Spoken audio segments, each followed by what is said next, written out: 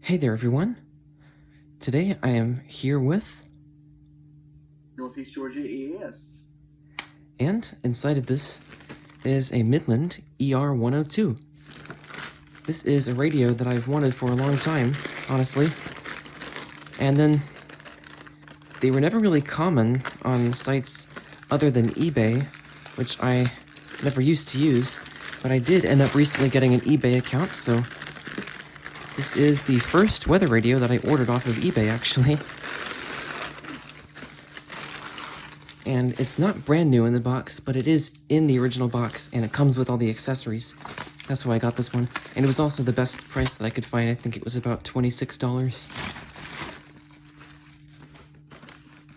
Alright.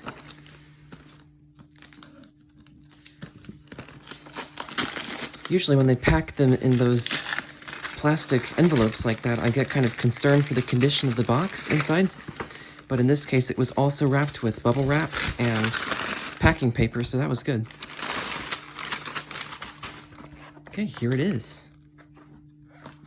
It's a pretty cool looking box. There is actually a version of this radio that's camouflage, and that's really cool, but they're super rare, so I did not end up getting one of those. Now, before I open it, I'm going to see if I can take this excess packing tape off before it has a chance to fully adhere and damage the finish of the box.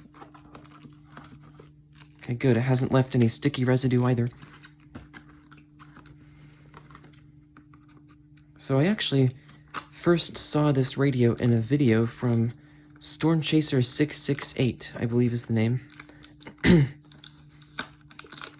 this was one of his most popular videos, of course, that being the first one of his that I watched. It's actually dating back to the CRS era, and in it, it's a double header. I think it's a severe thunderstorm warning and a flood warning, and for both alerts, he zoomed in the camera to show the flashlight on this flashing as it was sounding off the siren, which I thought was pretty cool, along with the loud and cool sounding siren. Unfortunately, the top of the box is damaged, but it's mostly on the inside, kind of.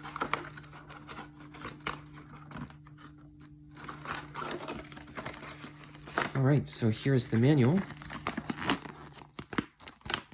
Let's see if this has a printing date.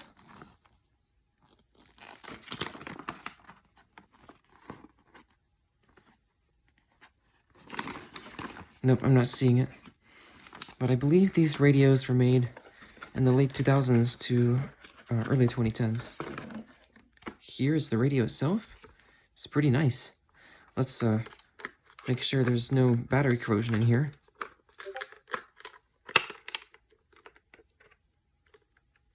Alright, and we are safe from battery corrosion.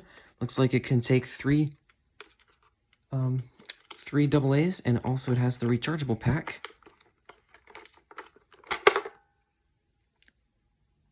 Now, the rechargeable pack may have started to corrode just a bit.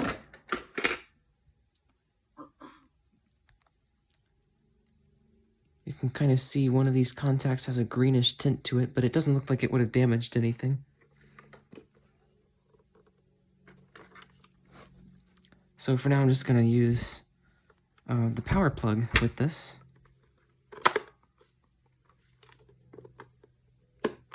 On the back, we have the headphone jack, the AC adapter jack, and the USB charging output, as well as the antenna, which is a reasonable length, and it's in good shape. It's actually been a long time since I got a hand crank weather radio, and it is coming right on when I crank the crank. Now something's clicking. I'm not sure if that's the casing creaking or what.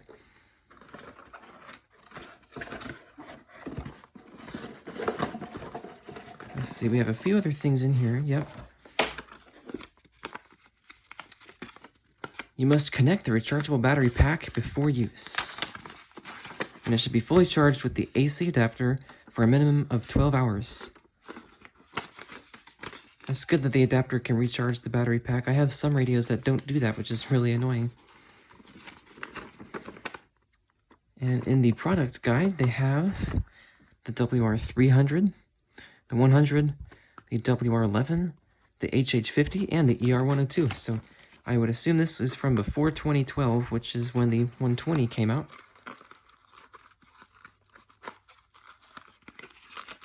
Yeah, the infamous WR120 that I have 5 of. Yeah. Wow. Yeah, I don't know how many I've seen in thrift stores, but it's probably more than 20 by now. I only ended up buying one of them. And the power plug is, of course, the original one.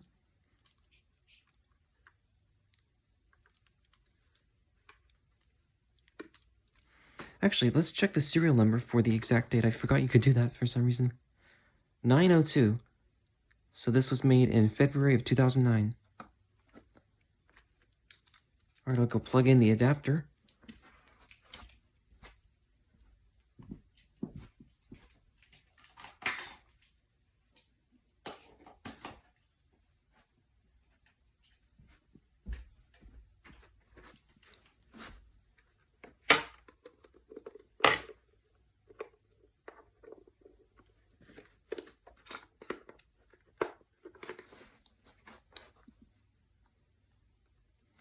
Alright, it defaults to midnight on the clock, and it's reading 29 degrees Celsius.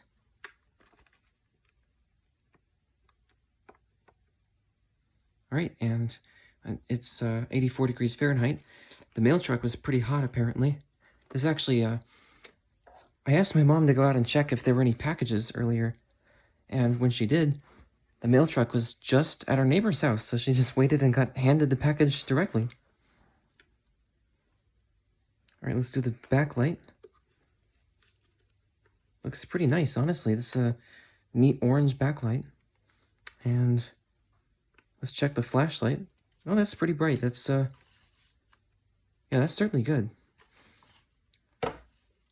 And it's got a fairly wide beam, too. Cool.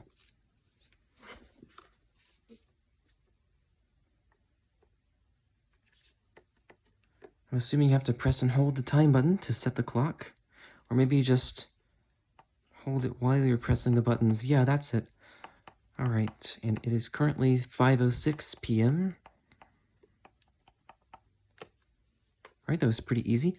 I wonder if you press and hold the backlight button if the backlight comes on indefinitely.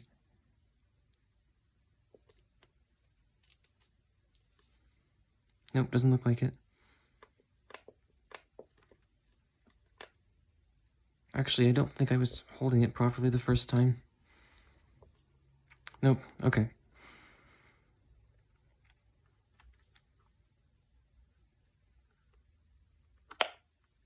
Alright, I've just turned it on and it's on FM mode. Oh, that's cool. It's got a digital tuner that's adjustable with a knob, and so it displays on the screen the frequency it's tuned into. But it sounds like an actual analog tuner. That's pretty cool. It is pretty hard to fine-tune on it, but it is able to receive my favorite jazz station pretty nicely. And WX is flashing, so I'm assuming that means it is monitoring.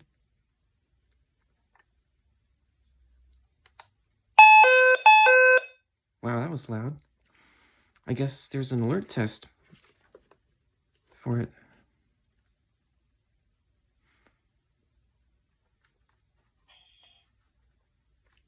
I'm not seeing the alert test.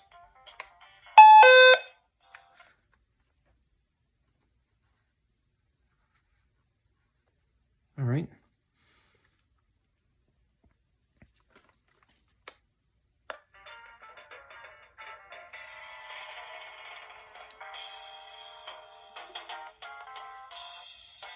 Let's switch it to AM.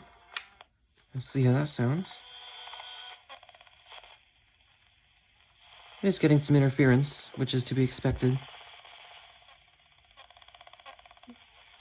And it doesn't sound like it's the most sensitive. But it is receiving the local stations. So let's switch it to weather band.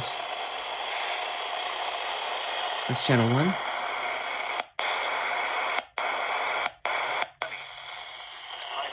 Here is channel 5, KXI 22. 20 miles an hour, just up to 30 miles an hour. Wednesday night, clear. Lows in the mid. And channel Relative 6. humidity 54%.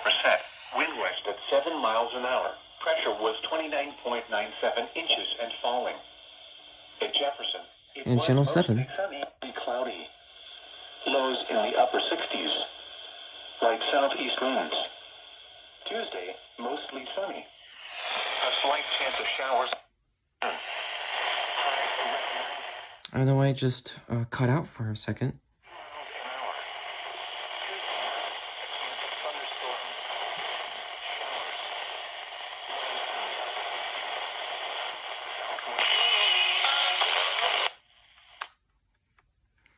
Okay, so I'm going to check in the manual and see how to activate this for monitoring mode.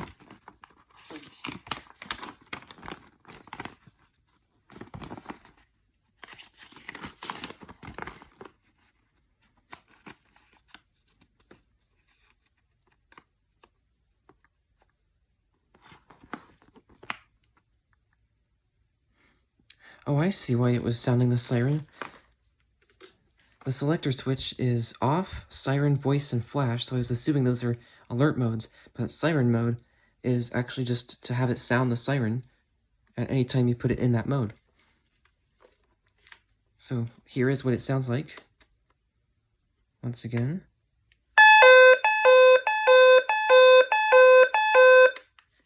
It's very loud. Sounds awesome.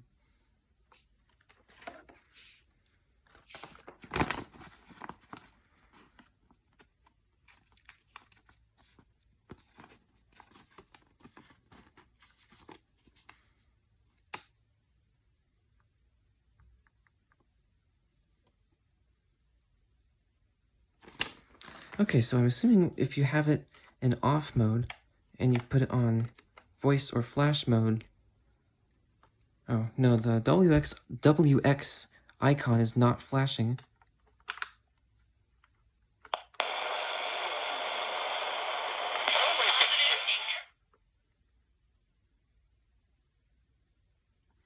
Okay, so I guess you could have it monitor by turning it on and tuning it into some random station on AM or FM and then turning off the volume knob, and then when it detects an alert, it will sound off.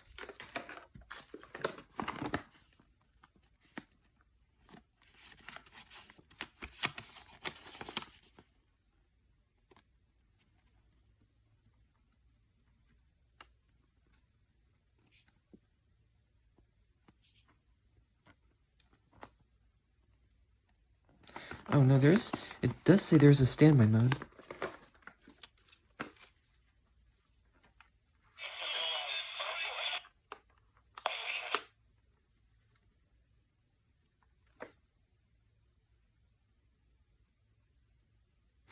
There is a weather alert light on the front, which I guess would indicate whether it's monitoring for alerts or not.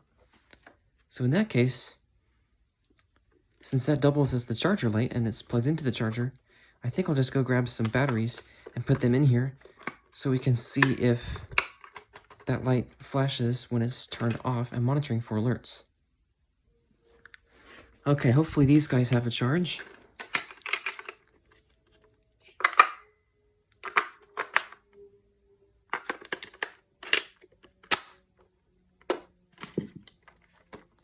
Looks like they do.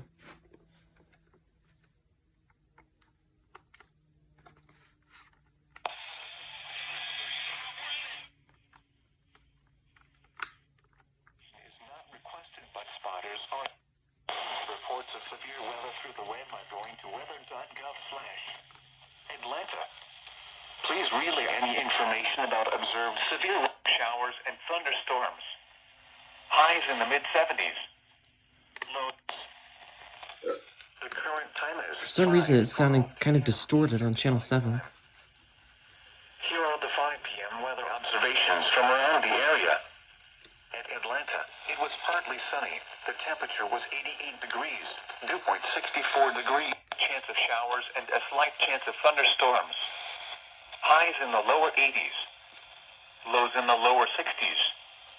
For more detailed weather, water, and climate information, please visit our website.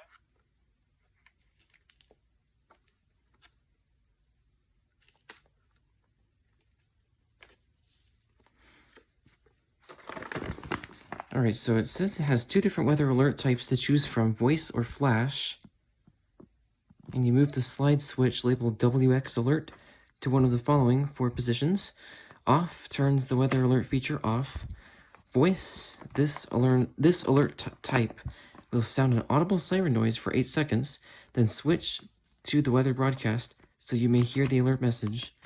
Flash, this alert type will flash the LED flashlight and sound an audible siren noise. Oh, okay. So, there is no display only mode or flash only mode. Alright. This alert type will flash the LED flashlight and sound an audible siren noise when an alert message is received. This is perfect for the hearing impaired.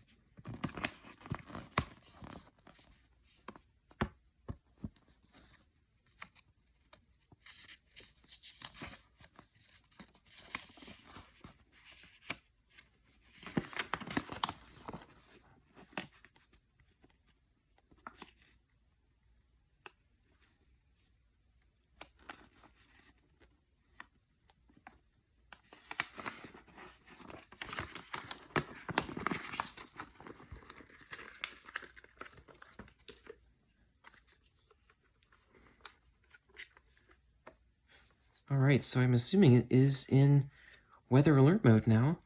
Now that it's... Oh yeah, I just saw it up there. The WX icon is flashing on there. So yeah, it's in standby mode and it is monitoring for alerts. So I'll go ahead and plug it in so it doesn't drain these batteries. Whoops. At Greenville, Spartanburg, it was partly sunny Oh. and 81. It's turning on. I'm not sure why it's turning on.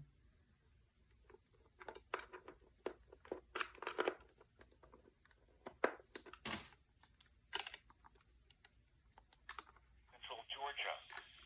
For this afternoon and tonight, isolated.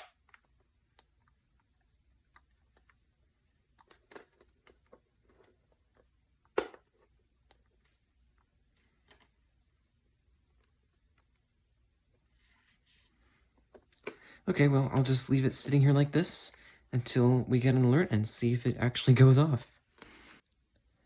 Okay, actually, I just figured out how to put this in alert mode. So what you do is turn it on with the power switch, and then put it in WX mode, and then you change it from what WX alert off, like this, where it's playing the broadcast. North at 6. You change it from this to one of these 2 modes, and then it turns off the broadcast, and the WX icon is flashing on there. And if I unplug the charger, oh yeah, let me put it on the right power mode. And there we go, the WX icon still flashes. But that's going to be it for this video. So, thanks to North East Georgia EAS for joining. Absolutely. And thanks for watching.